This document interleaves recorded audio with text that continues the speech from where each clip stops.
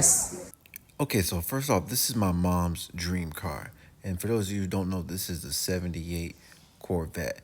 This is the original type of muscle car, 25th year edition. But there's also the new one. The new type of Corvette is completely different, not just mechanically, engineering wise, the way it's built completely from the ground up. This is no longer the Corvette that we're used to from the muscle car days. Now we're looking at a vehicle that's more similar to a Ferrari. With its active aero and engine in the back, how is it not? Now, on the other hand, the old school Corvette still has that original muscle car look, while the new one has active aero, dripped in modern luxuries like carbon fiber, LED headlights. But there's just something about that old school muscle with the rattling engine and the smell of the exhaust coming inside the cabin. Whoo-wee!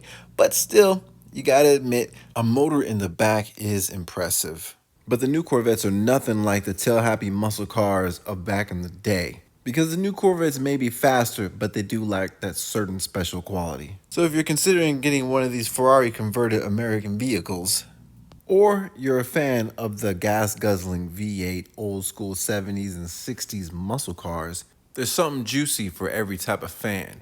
For example, the active aero and all the hard angles and technology grafted onto the front and back of the new style Corvette, from its quad-tip exhaust system, plenty of ventilation compared to the more modest and simply designed old school muscle car styled curvaceous Corvette.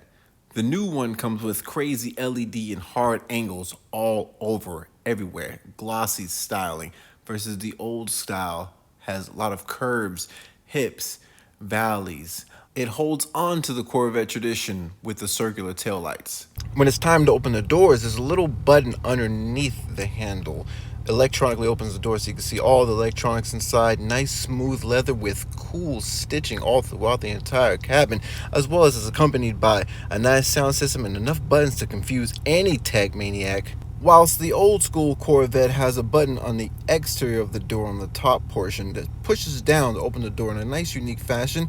You step inside, there's lots of nice leather, simple bucket seats, carpet, enough buttons where you can keep track of what's exactly inside here. This comes with standard with a 4-speed manual transmission. You can see climate control, fuel, temperature, battery, and all the essential components that you may actually need, as well as a cool e-brake. Now for the new Corvette, when it comes to technology, you have an abundance of it because it comes with a 12-inch display and your climate control is decked out in the driver-focused oriented type of way. Meanwhile, the style resembles something of a European nature, with the change of the engine being placed in the back opposed to the original 350 cubic inch engine in the front as it usually is in Chevrolet style. Despite this change, it still keeps the 6.2 liter V8 pushing 490 horsepower and 470 foot-pounds of torque, made it up to an 8-speed dual-clutch automatic transmission. It gets a 0 to 60 time in 2.8 seconds. And up front, instead of the engine, now you have a nice storage container.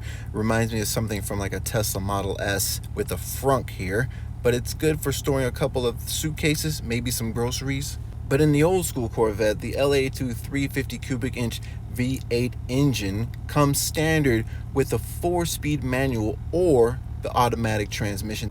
Also note the placement of the gas tank on the side on the Corvette versus on the old school Corvette, it's on the back, and you see the 25-year anniversary commemoration badge. In my opinion, both of these will make excellent weekend drivers. Just alternate weekends. That's my say. Nice. Don't forget to like and subscribe. And if you like that video, make sure you check out some of these other videos of other cool cars. See you guys next time.